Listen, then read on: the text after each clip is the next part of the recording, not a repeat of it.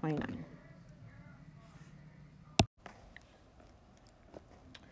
In this particular problem, we are going to find the measure of the indicated angle. Now, for this problem, that angle is the angle with the question mark. Now, using our trig function, sine, cosine, and tangent, we can find the measure of that angle given two particular sides of the triangle.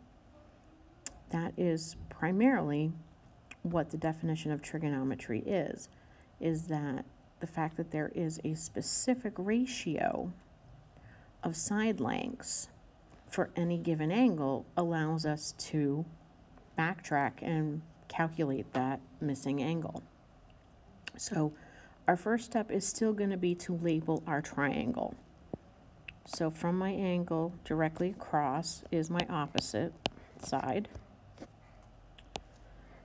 And here, directly across from my right angle is my hypotenuse. And by default, my last side is my adjacent side. Now you notice the adjacent side does not have a value. So that can't possibly help me very much. So in this case also, we have to determine based on the side lengths given which function we're going to use. Now I wrote a little acronym here at the top that we can help us remember the functions. Now sine, capital S, is opposite over hypotenuse. Capital C is for cosine, and that is adjacent divided by hypotenuse.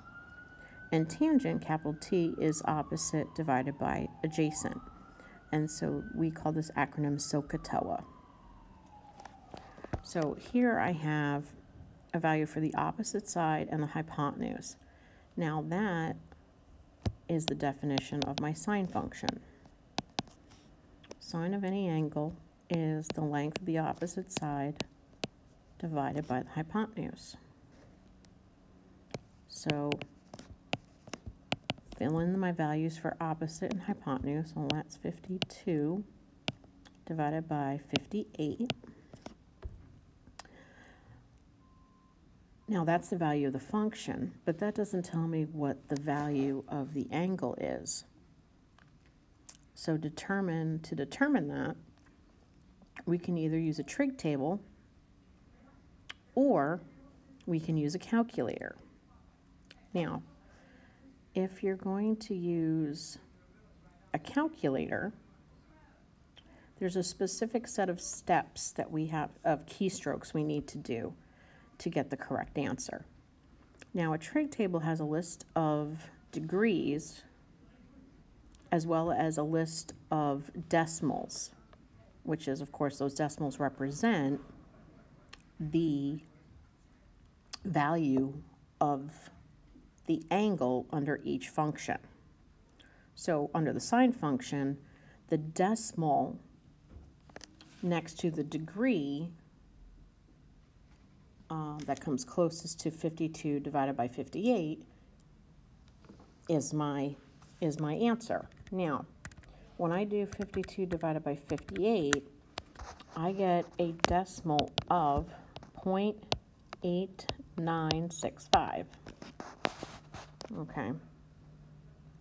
Now, if you're using the trig table, you could go down the sine function, the sine column, and go down and find the degree that comes closest to the decimal 0.8965.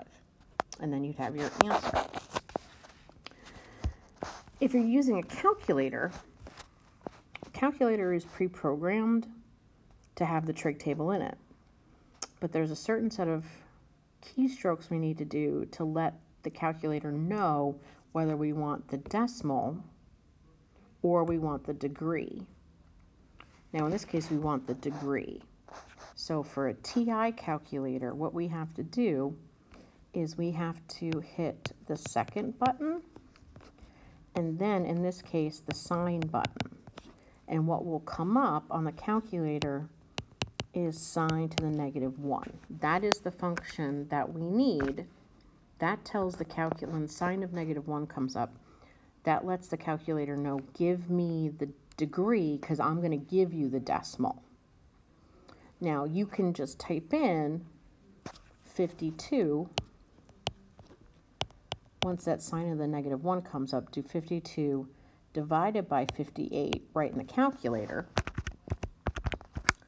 and you would get a degree of 63.7 degrees.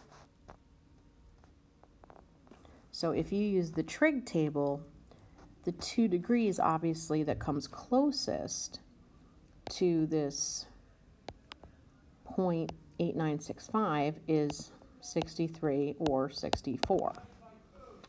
If you're using the trig table, as long as you're within 1 degree of the answer, I will mark it correct. But if you're using the calculator, you can use 1 decimal place to show that this particular angle is closer to 64 degrees. So when we're finding an angle measure, those are our steps. So let's try another one. All right, here, number 8. First step, label your triangle. So here is my opposite. Directly across from my right angle is my hypotenuse. And then by default, I have my adjacent side. Now, in this case, I have a value for opposite and a value for adjacent. I don't have a value for the hypotenuse, so that's not going to help me at all. So if I go back to my acronym of SOHCAHTOA, you'll see that tangent function is defined as the opposite over adjacent. So that will be the function that I use. So tangent of any angle is the opposite side divided by the adjacent side. And when I plug those values in, my opposite side is 31, my adjacent side is 40. So if you're using the calculator, again, it's going to be second tangent, so that way tangent to the -1 comes up, and then you're going to plug in 31 divided by 40. So second tan 31 divided by 40 equals 37.7 degrees.